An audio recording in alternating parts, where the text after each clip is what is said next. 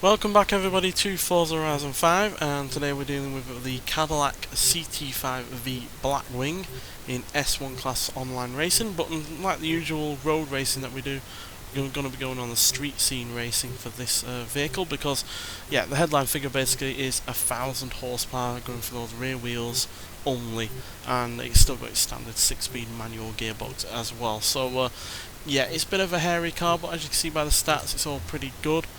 But yeah, to go with that 1,000 horsepower, we've got 865 pounds-feet of torque from its now 7 litre supercharged V8 engine. Standard engine just has more supercharger, higher revs from a race cam, and much bigger in terms of its cubic capacity as well by about 800 cc. So yeah, not sure how it's going to perform, given that when usually in S1 class we're up against far more exotic vehicles.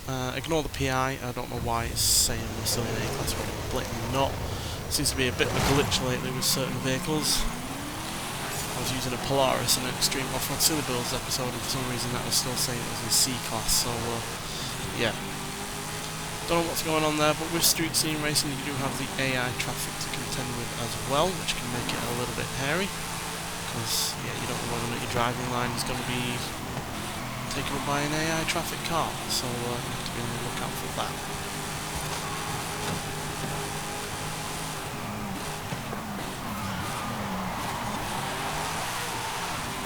Yeah, it's a very leery car, this. It has huge amounts of oversteer. Couldn't even get it to the top of S1 class because pretty much done every upgrade on it apart from all-wheel drive and swapping in a couple of turbochargers. So yeah, and that's despite the fact it's got 1,000 horsepower, maximum weight reduction, slick tyres and the like.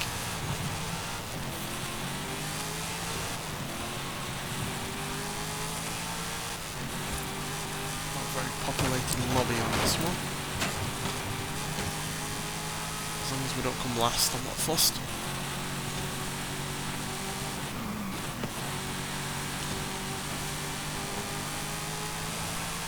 Yeah, it pulls like a train, this does, even though it's not the best off the line because it's only rear wheel drive, and obviously it's got a hell of a lot of power to deal with. Once it does get through those gears and gets going, it's, yeah, hilariously quick. Not the best stopping vehicle in the world either though, because for whatever reason we weren't really able to upgrade the brakes, so we're dealing with the standard brakes on this, which I think is this car's weakest point inside of the launch, is the lack of new brakes. They are good in the standard car, but then we have 332 less horsepower and weren't capable of cracking 220 mile an hour like we are in this, so would have been nice to have been able to upgrade them.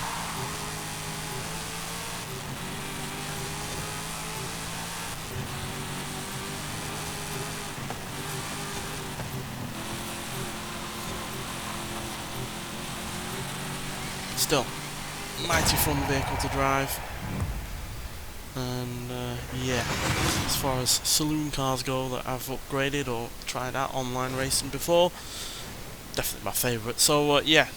It weighs 3,270 pounds now, so yeah, nearly 900 pounds less than the standard car, and yeah, can do 0 to 60 in 3.041 seconds, 0 to 100 in 6.295 seconds, and going to a top speed of 228 miles an hour. So yeah, properly quick car in a straight line. It's just keeping it in a straight line that's a real issue, to be honest, because like I said, and like you will have seen there, it is quite the oversteer happy vehicle, but you can get some amazing drifts out of this when you have the room and the opportunity. But you have to be really careful because once this car does run out of grip, it really runs out of grip. It's very easy to spin out much at the limit of the car's grip. So yeah, you have to be properly careful on that front. Yeah, I initially wasn't even going to upgrade this car to this level of horsepower. Just originally was going to upgrade it to like 800 horsepower thereabouts, maybe 900, but then I realised I had plenty of PI left and I wasn't anywhere near the top of the S1 class PPI limit, so I thought let's see how much power we can get out of this. And yeah, 1000 horsepower with its standard engine and a standard supercharger, so which have obviously been upgraded. I could have swapped turbochargers in, but wouldn't have sounded as mad, and certainly wouldn't have sounded as good either, so yeah, decided to keep the supercharger on it. And I think the turbochargers would have personally given it a little bit too much torque, because at 865 it's only 207 more than it was originally, which isn't too much. It's just a massive increase in horsepower that really lights those tyres up, so that's what you have to really keep an eye on. And even though it's not massively quicker to 60, it's less than 0.6 of a second quicker to 60 than a standard car. It is nearly 1.4 seconds quicker to 100, which is the big noticeable difference, quite frankly, outside of the top speed being 31 mile an hour better at the top end. So yeah, not saying it's an efficient car in any way in terms of putting that power down. You can probably get 1000 horsepower out of a much more capable vehicle in this class or higher, but yeah, I do love it.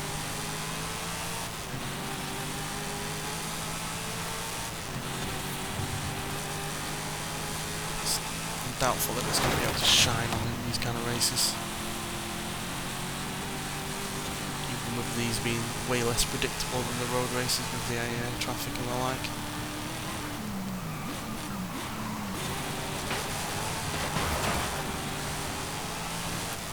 Slightly overdrifted into the Corvette by accident there.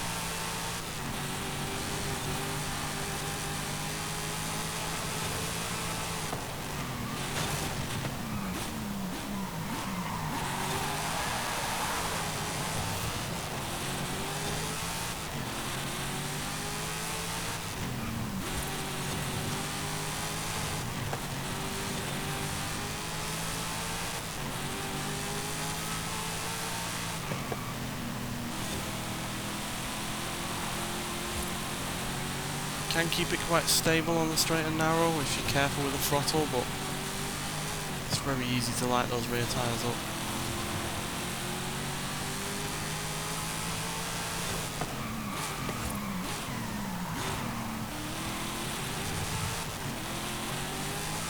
You can definitely feel the car struggling to put the power down as well when you're coming out of the corner.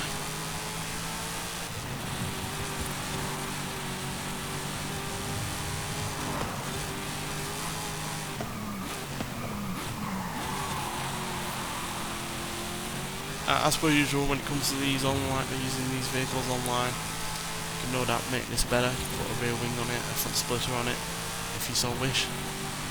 Make it more into a touring car and the like, but I like the added challenge of these things not being perfect. At the end of the day, everyone pretty much puts on a rear wing or a front splitter or both, so might be a little bit different. Oh dear. I did not see that being a bridge.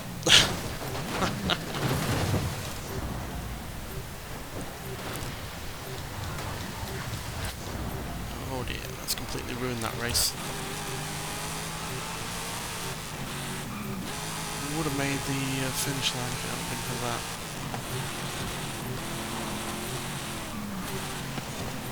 In fact, we might still be just able to do so. Come on. Oh, just about, I think. A hair's breadth by the looks of things. Yeah. Corvette DNF'd and the Mazda, for whatever reason, jumped out of the lobby. Well, we're technically second in the lobby overall in the championship, but yeah, we're not a competitive vehicle. I've never once, I think, made a competitive vehicle for these online race videos. It's more about whether or not I'm enjoying driving the car, and if I'm enjoying driving it, then I'm enjoying the competition of racing, and that's more important to me than having a vehicle that is guaranteed a win, or at least near as makes no difference, guaranteed a win. So yeah, and at the end of the day, when one of these vehicles does win or does, you know, have a good race and get in a high position, it's all the more satisfying for it, I find. So yeah, it's just all about finding a vehicle that fits that sweet spot really in terms of enjoying it and being reasonably competitive. I'll be interested to see what the CT5-V Blackwing can do. That is obviously a less powerful, smaller, lighter version of this vehicle. Much smaller engine as well. But I get the feeling that'll be a more competitive vehicle. But yeah, we'll have to see and wait for that one to come out before we find that one out. It's only not long until then we get the chance to find that out in another week or so. I'm more interested in knowing whether or not the Lexus LC500 is going to be a fun car to drive when upgraded. Yep, no doubt will be when in stock form. I've already tried it out on the Rivals event that is part of the festival playlist, but it was really fun to drive on that. But not sure how it will be when it's upgraded. Because the Lexus LFA, as much as I love that car, isn't the most competitive when upgraded, so yeah, just have to wait and see. So it's raining now, so we're going to have even less grip than we normally would have, so don't think that's going to really help here. But there's one way to find out, I guess.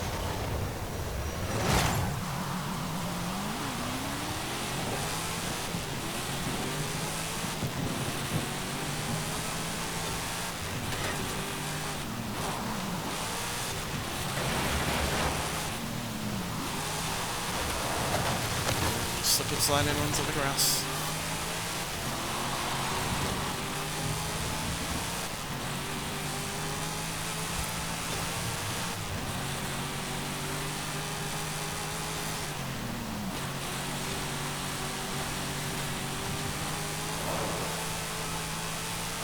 Far more agile car though than you'd think, considering how big it is. Those brakes are definitely the weak point. Oh dear.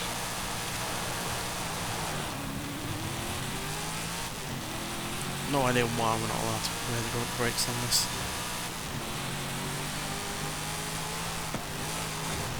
Like I said, they were still good enough in the standard car, but when you consider how much power you can give this car, either via upgrading the engine like I have, or swapping the engine in, because you can swap in some mighty powerful engines into this, doesn't seem entirely right to not being able to upgrade the brakes, because I very much doubt they were race brakes to start with, unless they were the carbon ceramic option that you are able to put on this car, then that might be why, but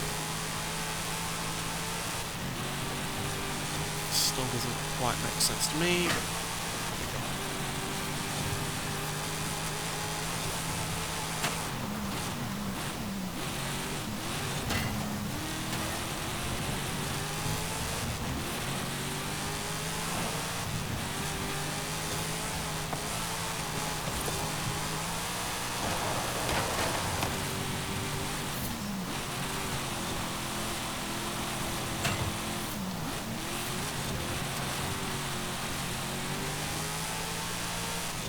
Terribly in this one.